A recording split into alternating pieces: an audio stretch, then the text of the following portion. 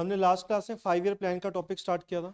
उसके 3 पॉइंट्स हो रहे हैं, फॉरेन ट्रेड, एग्रीकल्चर, इंडस्ट्री। ठीक है, वैसे स्टार्टिंग ऐसे होती है agriculture, industry, foreign trade, but मैं पहले फॉरेन ट्रेड का टॉपिक करा रहा हूँ। ईजी सा टॉपिक है, जल्दी हो जाएगा। देखो फॉरेन ट्रेड का मतलब क्या होता है। फॉरेन ट्रेड का मीनिंग होता है जब हम एक्सपोर्ट इंपोर्ट करते हैं, that is known as foreign trade. जब हम अपनी कंट्री से प्रोडक्ट दूसरी कंट्री में सेल आउट करते हैं, और जब दूसरी कंट्री से प्रोडक्ट अपनी कंट्री में परचेज कर रहे हैं, तो उसको हम क्या बोलते हैं, इंपोर्ट। और पहले वाले पॉइंट को क्या बोलते हैं, एक्सपोर्ट। ठीक है, तो जहां पर एक्सपोर्ट और इंपोर्ट का पॉइंट आता है उसको हम क्या बोलते हैं, फॉरेन ट्रेड। अब हम किस चीज की ट्रेड करते हैं, ठीक है, फॉरेन ट्रेड किस चीज की होगी।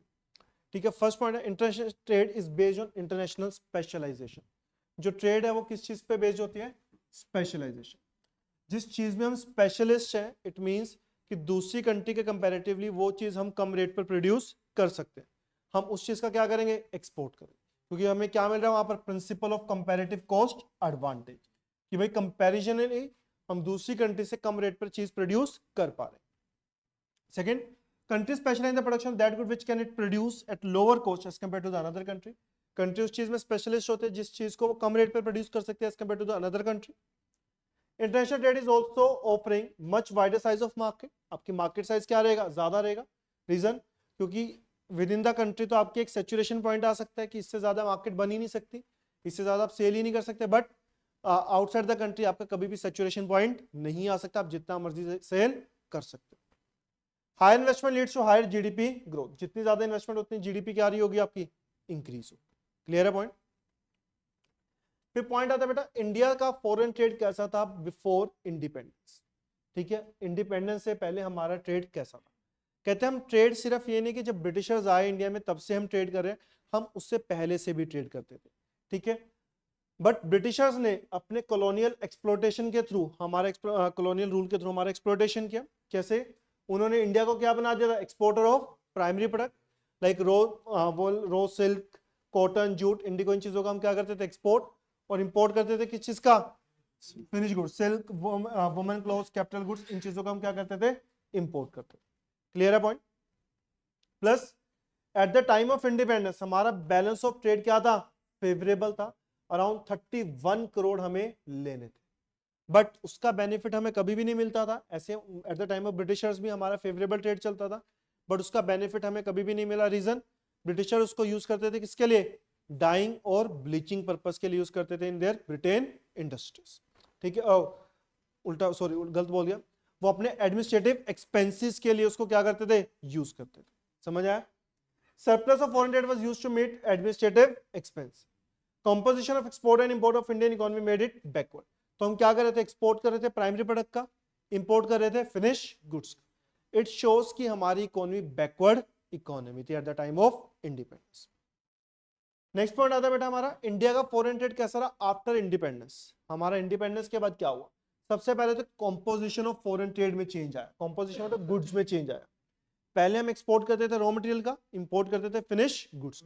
अब वो चेंज हुआ, हमारा जो एग्रीकल्चर गुड्स का एक्सपोर्ट होता था वो अब हमारी ही कंट्री उसको एज अ रॉ मटेरियल क्या करने लगी, कंज्यूम करने लगी। हमारी इंडस्ट्रीज में उसको as a raw material use करना शुरू कर दिया। ठीक है, क्योंकि एज अ डिमांड उसकी इंक्रीज हो गई थी यहाँ पर। सेकेंड, जो कन्वेंशनल आइटम्स होती हैं like jute, cashew nuts, T, ये सारी चीजें क्या हो गई थी बेटा, हमारी कंट्री में कंज्यूम होना शुरू हुआ, तो इसका भी एक्सपोर्ट कम हो गया। हमने किस चीज का एक्सपोर्ट करना शुरू किया वहां पर, final goods, that is industrial goods का हमने एक्सपोर्ट करना स्टार्ट किया। तो इट शोज कि हम एक सही डायरेक्शन में, जो हम चाहते थे कि हमारी वो डायरेक्शन, जिस चीज में हम चाहते थे कि हमारा एक्सपोर्ट हो, हमने उस डायरेक्शन में अपना एक्सपोर्ट स्टार्ट किया। समझ आया पॉइंट। सेकेंड, हमारा फॉरेन ट्रेड जो था बेटा किस डायरेक्शन में जा रहा था। बिफोर 1991 और 1951 हमारा जो मोस्टली ट्रेड था किसके साथ था, ब्रिटेन, ऑस्ट्रेलिया, अमेरिका, न्यूजीलैंड, इनके साथ था। बट आफ्टर सॉरी इससे पहले जो था, गलत बोल दिया मैं यहाँ पर, India export like England, America, Commonwealth countries, इनके साथ ज्यादा था। बट उसके बाद किसके साथ होना शुरू हुआ, America, New Zealand, Japan, countries of European union etcetera, इनके साथ भी हमारा एक्सपोर्ट हुआ। इंपोर्ट की अगर बात करें बेटा, इंपोर्ट मेनली हम किसके साथ करते थे, यूके और अमेरिका। आज की डेट में हम हर कंट्रीज के साथ हमारा इंपोर्ट रिलेशन है। For example like Russia, Japan, countries of European union, Australia, New Zealand, her country के साथ क्या हमारा इंपोर्ट रिलेशन मेंटेन। समझ आया। एक मोस्ट इंपॉर्टेंट क्वेश्चन आता है, इनवर्ड लुकिंग ट्रेड पॉलिसी क्या है? इनवर्ड लुकिंग ट्रेड पॉलिसी का मतलब है बाहर से चीजें ना मंगवाकर अपनी ही कंट्री में क्या करना, प्रोड्यूस करना। ठीक है, उसको हम क्या बोलते हैं, इंपोर्ट सब्स्टिट्यूशन और इनवर्ड लुकिंग ट्रेड पॉलिसी। तो फीचर्स क्या है, कहते हैं this policy main focus on the government was on import substitution. जो ये पॉलिसी थी इनवर्ड लुकिंग पॉलिसी, इसका मेन पर्पस ही क्या था, बाहर से चीजें ना मंगवाकर अपनी ही कंट्री में क्या करना, प्रोड्यूस करना। Second, foreign exchange was to be utilized for the developmental import. जो भी पैसा बच रहा है या जो भी एक्सपोर्ट करके पैसा आएगा उसको हम किसके लिए यूज करेंगे, डेवलपमेंटल इंपोर्ट्स के। And with the help of inward looking policy the economy can able to use their resources effective. हम अपने रिसोर्सेज का बेस्ट यूटिलाइज कर सकते हैं, कोई वेस्टेज नहीं हो। And also government wanted to protect the domestic industry from foreign competition. हम अपनी कंपनी कंट्रीज को फॉरेन कॉम्पिटिशन से क्या करना चाहते थे, प्रोटेक्ट करना चाहते। समझ आया पॉइंट, कोई डाउट? सो बेटा इस पॉलिसी के गुड इंपैक्ट क्या है और बैड इंपैक्ट क्या है? देखो first point, opportunity of investment. देखो एक इन्वेस्टमेंट अपॉर्चुनिटी मिली आपको। रीजन, बाहर से चीजें आ नहीं सकती, आपको अपनी कंट्री में क्या करना पड़ेगा, प्रोड्यूस करना पड़ेगा। अगर आप अपनी ही कंट्री में प्रोड्यूस कर रहे हो, क्योंकि डिमांड तो है ही है, प्रोडक्शन अपनी कंट्री में होनी चाहिए। अब इससे बेनिफिट क्या मिलेगा, जो इन्वेस्टर्स थे उनके लिए एक अपॉर्चुनिटी आ गई कि वो नई बिजनेस स्टार्ट कर सकते हैं, जिससे वो कंट्री की नीड को पूरा कर सकते हैं। Second, rise in industry share of GDP. Industries का शेयर भी इंक्रीज हुआ बेटा, क्यों, इंडस्ट्रीज प्रोडक्शन स्टार्ट हुई तो इंडस्ट्रीज गुड्स की डिमांड इंक्रीज हुई, तो ऑटोमेटिकली इंडस्ट्रीज का शेयर भी क्या होगा, इंक्रीज होगा। Third, protection from foreign competition. Foreign competition से प्रोटेक्ट किया गया था दिस पॉलिसी के थ्रू। कैसे, हमने इंपोर्ट कोटास लगा दिए, प्लस एफडीआई को आने नहीं दिया था इंडिया में, सो दैट कि हमारी डोमेस्टिक इंडस्ट्रीज को क्या मिले, प्रोटेक्शन मिले। And diversification of industrial growth. ठीक है, 1990 के बाद हमारी कंट्री में डाइवर्सिफाई भी हुआ, उससे पहले भी हुआ था। जिन चीजों में हमने इन्वेस्टमेंट नहीं की थी कभी भी इंडस्ट्री, उनमें भी इन्वेस्टमेंट क्या हुई थी, स्टार्ट हुई थी। क्लियर? अब पॉइंट आता है इसके बैड इंपैक्ट क्या आते हैं। First, lack of modernization. Modern technique नहीं आई बेटा हमारे पास। रीजन, मॉडर्न टेक्निक कब आती है, जब हम कंपटीशन होगा। कंपटीशन होगा तो नई चीजें सोचेंगे, तो इससे मॉडर्न टेक्निक आई। बट यहाँ पर कोई चीज नई सोच ही नहीं रहे थे। रीजन, क्योंकि प्रोटेक्शन मिली हुई थी, हमें पता है जैसा चीज चल रही है वैसी चलती रहेगी, तो इसका मतलब प्रोटेक्शन की वजह से यहाँ पर कंपटीशन नहीं होगा, कंपटीशन नहीं हो तो मॉडर्नाइजेशन नहीं। Second, growth of inefficient public monopoly. But जो पब्लिक सेक्टर था वो काम नहीं कर रहा था, लॉसेस में चल रहा था। ठीक है, उसकी मोनोपोली की रेट हो चुकी थी, लॉसेस में चल रहा था, जिसकी वजह से उसका बर्डन किसके ऊपर बढ़ता जा रहा था, गवर्नमेंट के ऊपर। And last, economically unviable state enterprise. जो मैंने कहा लॉसेस में थे, अब लॉसेस में चलने की वजह से भी उनको बंद नहीं किया जा रहा था गवर्नमेंट। ठीक है, तो उसका अल्टीमेटली प्रेशर गवर्नमेंट के ऊपर आता जा रहा था, और इतना प्रेशर आ गया 1991 में हमें न्यू पॉलिसीज को ही इंप्लीमेंट करना। क्लियर, कोई डाउट? ये तो था बेटा आपका फॉरेन ट्रेड का साथ। अब आता है जो हमारे इंडस्ट्रीज है, इंडस्ट्रीज हमारी कंट्री की क्यों इंपॉर्टेंट पॉइंट पर रखी जाती है, क्यों चाहते हैं कि इंडस्ट्रीज डेवलप हो। देखो इंडस्ट्रीज डेवलप करने का मेन फर्स्ट पॉइंट है स्ट्रक्चरल चेंज। पहले हम एग्रीकल्चर के ऊपर सबसे ज्यादा वर्क करते थे, ठीक है, अब हमने किसके ऊपर करना शुरू किया, इंडस्ट्रीज। ठीक है, तो इंडस्ट्री ने हमारी पूरी कंट्री की फॉर्मेशन को ही क्या किया, चेंज किया। क्लियर है? सेकंड, सेल्फ रिलायंट बनाती है इंडस्ट्रीज हमें, कि आपको बाहर की कंट्रीज के ऊपर डिपेंड नहीं होना पड़ेगा, आप अपनी कंट्री में क्या कर सकते हो, चीजें प्रोड्यूस करते हो, तो आप सेल्फ डिपेंडेंट बन रहे हो, ना कि दूसरी कंट्री के ऊपर डिपेंडेंट हो। Third, urbanization area. बेटा जो अर्बन एरिया वो भी कैसे प्रमोट होता है, with the help of industrialization, क्योंकि इससे आपका स्टैंडर्ड ऑफ लिविंग भी क्या होगा, इंक्रीज हो। क्लियर?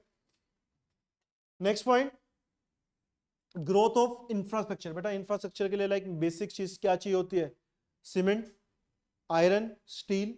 ये सारी कैसे पॉसिबल हो पाएगी, with the help of industries. अगर इंडस्ट्रीज डेवलप होंगी तो ऑटोमेटिकली ये चीजें पॉसिबल है, अदरवाइज ये चीजें पॉसिबल नहीं है। Increase the growth rate of economy.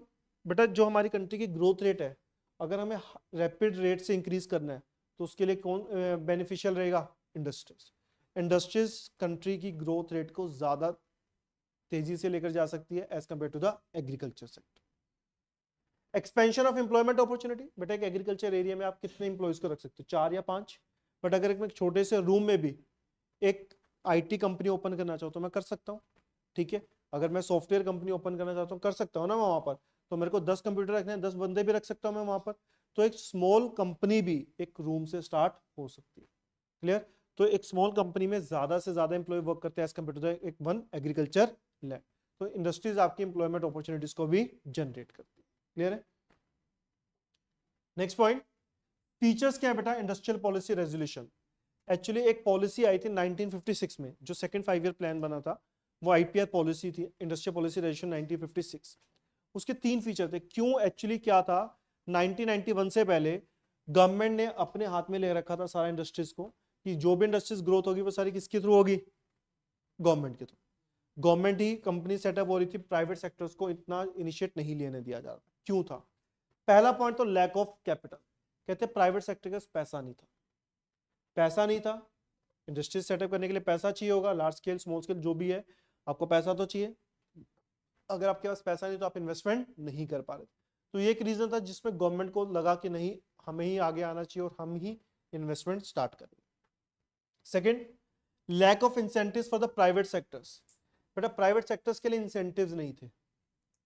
Actually क्या प्राइवेट सेक्टर कह रहा है कि मेरे पास जिसके पास पैसा है वो भी तो इन्वेस्टमेंट नहीं करना चाहता था। रीजन उसे पूछे, वो कहता है कि मार्केट में मैं गुड्स प्रोड्यूस करूंगा, अगर मेरा कस्टमर डिमांड ही नहीं करेगा, क्यों नहीं करेगा डिमांड? क्योंकि उसके पास पैसा नहीं है, तो मैं मार्केट में बैठकर करूंगा क्या?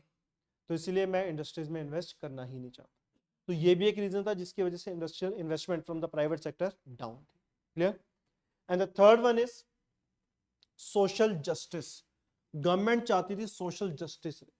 अगर प्राइवेट सेक्टर आया तो क्या होगा? प्राइवेट सेक्टर आने की वजह से प्रॉफिट मैक्सिमाइजेशन के ऊपर वर्क होगा, और सोशल वेलफेयर नहीं होगा तो रिच और पुअर का गैप इंक्रीज हो सकता है। ठीक है? तो इसलिए गवर्नमेंट को लगा कि हमें ही इन्वेस्टमेंट करनी चाहिए, प्राइवेट सेक्टर को अभी इंट्रोड्यूस नहीं करना चाहिए। क्लियर? फिर पॉइंट आता है बेटा, जो हमारी आईपीआर पॉलिसी थी इसके फीचर्स क्या है? First, three fold classification.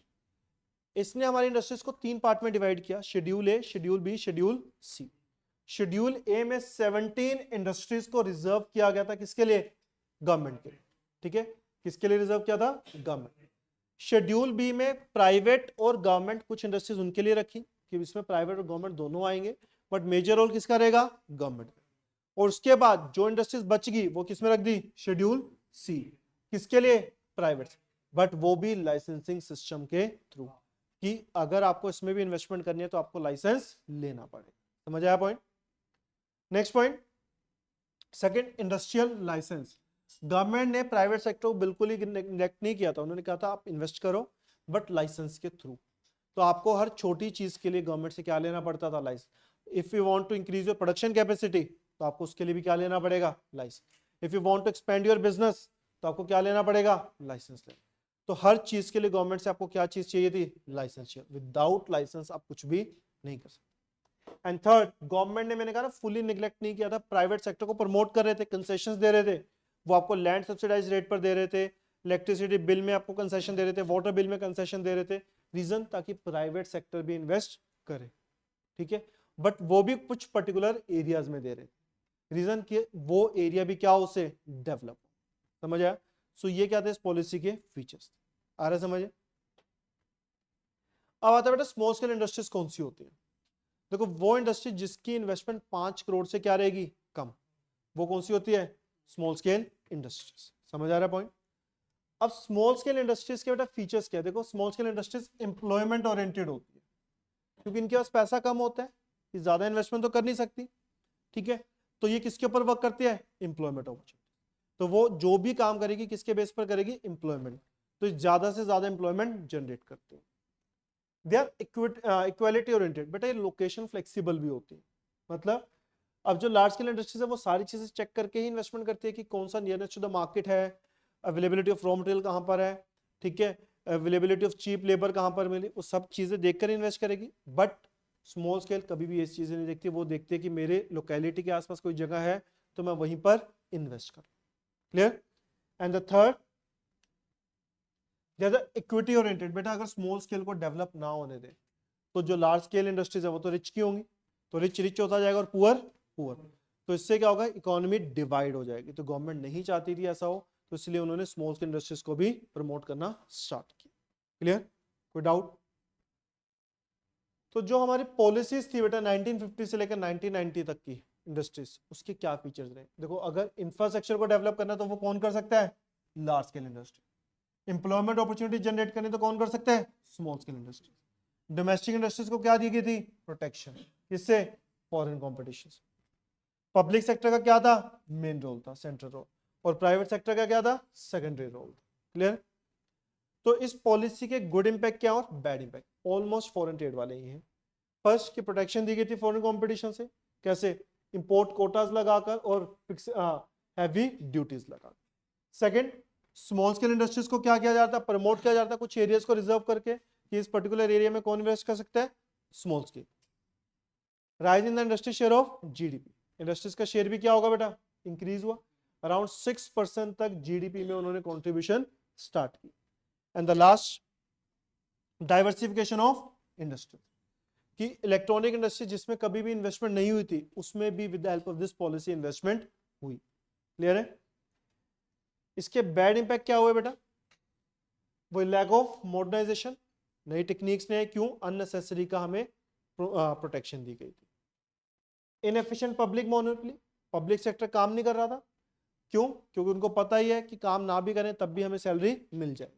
ठीक है, तो इस वजह से क्या आता है, या रेड टेपिज्म, करप्शन, ये सबसे ज्यादा थी। तो हमें था बेटा इंपोर्ट सब्स्टिट्यूशन पॉलिसी को भी ऑप्ट करके क्या करेंगे? फॉरेन एक्सचेंज सेव करेंगे। बट इसका रिजल्ट ऑपोजिट निकला। 1991 में हमारे पास रिजर्व्स क्या हो गए थे? खत्म हो गए थे। समझ आया पॉइंट? कोई डाउट यहां तक? लास्ट टॉपिक है बेटा एग्रीकल्चर सेक्टर। एग्रीकल्चर सेक्टर कैसे डेवलप हो? देखो, एग्रीकल्चर हमारी कंट्री की बैकबोन क्यों है? बैकबोन मतलब इंपॉर्टेंट क्यों है? First, contribution to GDP. अगर देखा जाए तो इसकी कंट्रीब्यूशन 51% से 17.4% गई है, डाउन गई है। तो उसका मतलब ये नहीं इसकी इंपॉर्टेंस डाउन गई है। बेटा, पहले हम एग्रीकल्चर गुड्स का क्या करते थे? एक्सपोर्ट करते थे, तो उससे कंट्रीब्यूशन होती थी। बट आज की डेट में हम एग्रीकल्चर गुड्स अपनी कंट्री में क्या कर रहे हैं? कंज्यूम कर रहे हैं, प्लस उसको as a raw material use करते हैं। रॉ मटेरियल कभी नेशनल इनकम या जीडीपी की काउंटिंग में तो नहीं आता, बट वो इनडायरेक्टली क्या कर रहा है? कॉन्ट्रीब्यूट कर। क्योंकि इंडस्ट्रीज की कंट्रीब्यूशन आ रही है तो वो डायरेक्टली नहीं, इनडायरेक्टली कंट्रीब्यूट कर, तो इसकी इंपॉर्टेंस कम नहीं। Second, supply of ways goods. बेटा, अराउंड 121 करोड़ ऑफ पॉपुलेशन या 139 crore of population of India की क्या कर रहा है? गुड्स सप्लाई कर रहा है, फूड सप्लाई कर रहा है। तो ये हमारी कंट्री को जो भी गुड्स की रिक्वायरमेंट है एग्रीकल्चर गुड्स की, वो सारे गुड्स हमें प्रोवाइड करता है। थर्ड, रॉ मटेरियल देता है इंडस्ट्रीज को। अब शुगर बनानी है इंडस्ट्रीज को, तो वो कैसे बनेगी? Sugar cane. केचप बनाना कैसे बनेगा? टमाटो से। तो इसका मतलब क्या है कि हर चीज वो प्रोवाइड करता है जिससे जो इंडस्ट्रीज है वो अपना फाइनल गुड्स मार्केट में सेल कर सके। Next point, generating employment. Employment generate करता। आज भी 50% ऑफ पॉपुलेशन कहां काम कर रही है? एग्रीकल्चर में काम। Support to the transport industries. बेटा, आपने देखो कि बल्क कैरियर्स होते हैं, इतने बड़े बड़े ट्रक्स होते हैं, रेलवे कैरियर्स, जो एग्रीकल्चर गुड्स को क्या करते हैं? ट्रांसपोर्ट करने में हेल्प करते हैं। तो टर्शरी सेक्टर को भी इनकम जनरेट करने में क्या कर रहा है? हेल्प कर रहा है। Next point, contribution to domestic trade. लाखों करोड़ों लोग एग्रीकल्चर गुड्स के ऊपर एक्सपेंडिचर कर रहे हैं। ठीक है, तो इसका मतलब क्या है कि डोमेस्टिक ट्रेड में भी हेल्प कर रहा है। कोई डाउट? प्लस इंटरनेशनल ट्रेड में भी बेटा हेल्प कर रहे हैं। जूट, कैशो नट्स, इन चीजों को हम क्या करते हैं? एक्सपोर्ट करते हैं, टबैको वगैरह का। इस रीजन, ताकि उससे पैसा कमा सके, फॉरेन एक्सचेंज अर्न कर सके, और उसी फॉरेन एक्सचेंज को हम क्रूड ऑयल या डेवलपमेंटल इंपोर्ट्स की करने के लिए पेमेंट कर सके। Clear? Next point, sources of demand for the industrial goods. बेटा, सिर्फ इंडस्ट्रीज को रॉ मटेरियल नहीं सप्लाई करता, उनके गुड्स की डिमांड भी करता है। फॉर एग्जांपल, लाइक जो भी इंडस्ट्रीज गुड्स बना रही हैं, ट्रैक्टर्स हो गए, हार्वेस्टर्स हो गए, ठीक है, और अदर मॉडर्न इनपुट्स हो गए जो एग्रीकल्चर में यूज हो सकते हैं, अगर फार्मर उनकी डिमांड ही ना करे तो इंडस्ट्रीज तो बंद हो जाएंगी। तो वो उन गुड्स की डिमांड भी करता है। तो सिर्फ रॉ मटेरियल नहीं, उनके गुड्स की डिमांड भी करता है। और लाखों करोड़ों रुपया बेटा कहां पर लगा हुआ है? एग्रीकल्चर में, इरिगेशन फैसिलिटीज में लगा हुआ है। तो ये हमारी कंट्री की क्या है? एक तरह से वेल्थ। क्या है? वेल्थ। कोई डाउट तो नहीं बेटा यहां तक? अब आते हैं फीचर्स क्या है बेटा एग्रीकल्चर के। प्रोडक्टिविटी क्या है हमारी? कम। हमने फर्स्ट चैप्टर में पढ़ा था, प्रोडक्टिविटी क्या है हमारी? कम। क्यों? क्योंकि हमारे पास proper permanent means of irrigation facilities आज भी अवेलेबल नहीं। सेकेंड, मॉडर्न इनपुट्स नहीं है बेटा हमारे पास because of lack of finance. तो स्मॉल एंड मार्जिनल फार्मर्स आज भी बैकवर्ड टेक्नोलॉजी पर ही बेस्ड। ये वाला पॉइंट और ये वाला point almost same. Next, landlord tenant conflict, आज भी जमींदारी सिस्टम चलता रहता है ऑलमोस्ट, ठीक है, जहां पर जमींदार अपना रेंट भी चार्ज कर रहा है, क्रॉप में भी शेयर ले रहा है, मैक्सिमाइज करता है बेसिकली अपने income on the interest of tenant, ठीक है। टेनेंट को वो एक्सप्लॉइट करता रहता है, अपने इंटरेस्ट को मैक्सिमाइज करता रहता है। क्लियर है पॉइंट, कोई doubt? Next point, small holding और स्कैटर्ड होल्डिंग भी बोल सकते हैं। साइज ऑफ लैंड क्या फार्मर्स के पास स्मॉल है और साथ में क्या है scattered.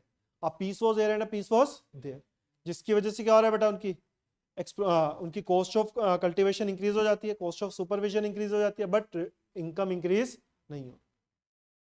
Next, subsistence farming, farmers अपने लिए प्रोड्यूस करते हैं, फिर कुछ बच जाता है तो सेल करते हैं, वो भी फार्मर्स की कंडीशन को अपलिफ्ट नहीं होने देता। नेक्स्ट, डिपेंडेंस ऑन रेनफॉल, क्यों? क्योंकि परमानेंट मींस ऑफ इरिगेशन या ट्यूबवेल फैसिलिटीज हर एरिया में आज भी अवेलेबल नहीं। एंड डिसगाइज अनएम्प्लॉयमेंट को तो सबसे बड़ा ये रीजन, ठीक है, क्योंकि आज भी फार्मर्स क्या करते हैं, कुछ फैमिलीज कुछ काम नहीं मिला फार्मिंग, 4 बंदे कर रहे हैं 6 बंदे लगा देते हैं, तो उनमें से 2 को निकाल भी दें तब भी कोई रिटर्न पर इफेक्ट नहीं आना। समझ आया बेटा पॉइंट, कोई डाउट? फिर आता प्रॉब्लम्स क्या है, ऑलमोस्ट सेम ही है कि परमानेंट मींस ऑफ इरिगेशन नहीं है, पढ़ चुके हम। आज भी रेनफॉल के ऊपर डिपेंड रहना पड़ता है। Good rainfall means good output and bad rainfall means bad output. Deficiency of finance, पैसे की सबसे बड़ी प्रॉब्लम है, क्योंकि हर HYV सीड्स जो हाई यील्डिंग वैरायटी सीड्स है, ठीक है, जिससे प्रोडक्टिविटी इंक्रीज हो सकती है, बट स्मॉल फार्मर्स उसको अफोर्ड नहीं कर सकते क्योंकि उसकी कॉस्ट आज भी काफी हाई है और फार्मर्स को फाइनेंस इतने इजी टर्म्स एंड कंडीशंस पर नहीं मिलती। Third, small and scattered holding, वही कॉस्ट ऑफ सुपरविजन इंक्रीज हो जाएगी।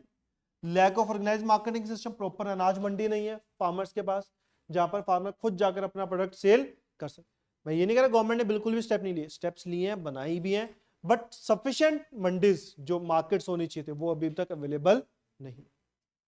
एक्सप्लॉइटेटेड एग्रीरियन रिलेशनशिप, वही लैंडलॉर्ड टेनेंट कॉन्फ्लिक्ट सबसे ज्यादा, वो चीज भी लिख सकते हैं। बेटा कैसे हम इस चीज को ठीक कर सकते हैं, जैसे लाइक फर्स्ट अगेरियन रिफॉर्म्स बोलते हैं बेसिकली उसको, उसमें टेक्नोलॉजिकल रिफॉर्म आता है। 3 तरह के रिफॉर्म है, टेक्नोलॉजिकल, इंस्टीट्यूशनल, जनरल। तो आपको क्वेश्चन में कोई भी एक रिफॉर्म के ऊपर भी क्वेश्चन आ सकता है, तो ये नहीं सारे लिखने हैं। टेस्ट में अगर मैंने पूछा टेक्निकल रिफॉर्म्स और तुम लोगों ने सब लिख दिया, टेक्निकल भी, जनरल भी और इंस्टीट्यूशन, मैं 0 मार्क्स दूं, ठीक है। इट मींस तुम्हें क्वेश्चन ही नहीं समझ आया वहां। ये नहीं कि सर टेक्निकल वाले तो ठीक थे तो उसके तो मार्क्स मिलने चाहिए थे, कोई मार्क्स नहीं मिले। क्लियर है? लाइक HYV सीड्स का यूज किया, नॉर्मल नॉन कन्वेंशनल सीड्स की जगह हमने कन्वेंशनल सीड्स का यूज करना स्टार्ट किया, उससे क्या हुआ, ग्रीन रेवोल्यूशन, जिससे क्या हुआ, हमारी प्रोडक्टिविटी इंक्रीज हुई। सेकंड, केमिकल फर्टिलाइजर्स का यूज किया। केमिकल फर्टिलाइजर से क्या होता है, हम जल्दी प्रोडक्शन कर सकते हैं, ठीक है। अराउंड 15-16 में 267.5 लाख ऑफ टन केमिकल हमने यूज किया। इंसेक्टिसाइड्स, पेस्टिसाइड्स का यूज किया, किसके लिए, क्रॉप को प्रोटेक्ट करने के लिए फ्रॉम इंसेक्ट्स। ये भी किसमें आता है, टेक्नोलॉजिकल रिफॉर्म में आ रहा है। Next, scientific farm management practices का यूज किया बेटा, जो आपने सुना ना कृषि विज्ञान सेंटर्स, जहां पर फार्मर खुद जाकर अपनी सोइल की जांच करवाता है, पहले टेस्टिंग करवाता है कि सोइल के ऊपर हम क्या प्रोड्यूस कर सकते हैं, कितना प्रोड्यूस कर सकते हैं। उससे क्या होगा, वो वही चीज प्रोड्यूस करेगा प्लस उतने ही सीड्स लेकर आएगा जितने उसको रिक्वायर्ड है, इससे उसकी कॉस्ट कम रहेगी। क्लियर?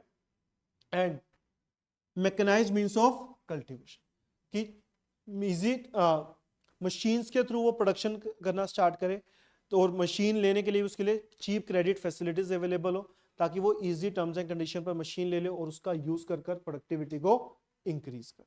क्लियर है? कोई डाउट? फिर पॉइंट आता है बेटा इसमें इंस्टीट्यूशनल रिफॉर्म्स क्या क्या है। जो इंटरमीडियरीज थी, जमींदार, उनको खत्म किया, इससे क्या होगा, फार्मर्स का इंटरेस्ट सेफ हो सके। क्लियर? सेकंड, लैंड होल्डिंग के ऊपर सीलिंग लगा दी बेटा कि एक पर्सन के पास मैक्सिमम साइज ऑफ लैंड इतना ही होगा, उससे ज्यादा लैंड साइज नहीं होगा। Third, consolidation of holding. Consolidation of holding का मतलब क्या होता है, जो स्कैटर्ड लैंड्स थी गवर्नमेंट ने उनसे एक्वायर कर उसको एक जगह लैंड दी, सो दैट कि उसकी cost of supervision, cost of transportation कम हो सके। Clear? Next point, corporative farming. Corporative farming मतलब मिलकर काम करना, ठीक है। इससे क्या होगा, आप मशीन एक लेकर आओ, 2-3 बंदे मिलकर, इससे कॉस्ट कम होगी।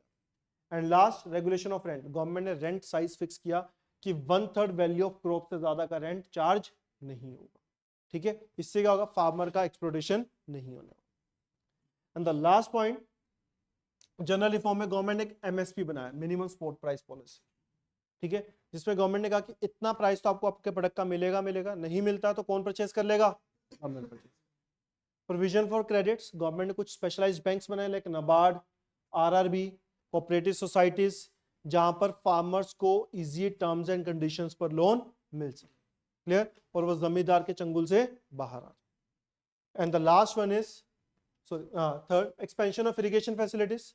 बेटा गवर्नमेंट ने इरिगेशन प्रोजेक्ट्स लॉन्च किए, अराउंड 17% फैसिलिटीज प्रोवाइड करी government. And the last, regulated market and cooperative marketing. Government ने मार्केट बनाई जहां पर फार्मर्स खुद आकर अपना प्रोडक्ट सेल करे, और कोऑपरेटिव मार्केटिंग, मिलकर काम करने का उन्होंने सुझाव दिया कि मिलकर करोगे, मिलकर सेल करने आओगे, ठीक है। कोऑपरेटिव सोसाइटीज बनाई कि आप उनके थ्रू सेल करने जाओ तो आपको आपके प्रोडक्ट का बेटर प्राइस ऑफर हो सकता है। क्लियर? एक इसमें मैंने आपको ग्रीन रेवोल्यूशन का टॉपिक भी बताया हुआ था। ग्रीन रेवोल्यूशन जो इंट्रोड्यूस होता लेट 1960s में, किस पर्पस के लिए था, एग्रीकल्चर प्रोडक्टिविटी को इंक्रीज करने, उसमें ही HYV सीड्स वगैरह इंट्रोड्यूस किए गए, ठीक है। उसका मैंने लिखवाया हुआ है तुम्हें सारा टॉपिक, वो चीज़ अच्छे से पढ़ लेना, ठीक है, ताकि वो मैंने वो डालना है पेपर में, तो पेपर में आता भी वो चीज़। क्लियर है? मेरी तरफ से सेकंड चैप्टर पूरा कंप्लीट हो गया, नेक्स्ट क्लास में इसका टेस्ट, ठीक है।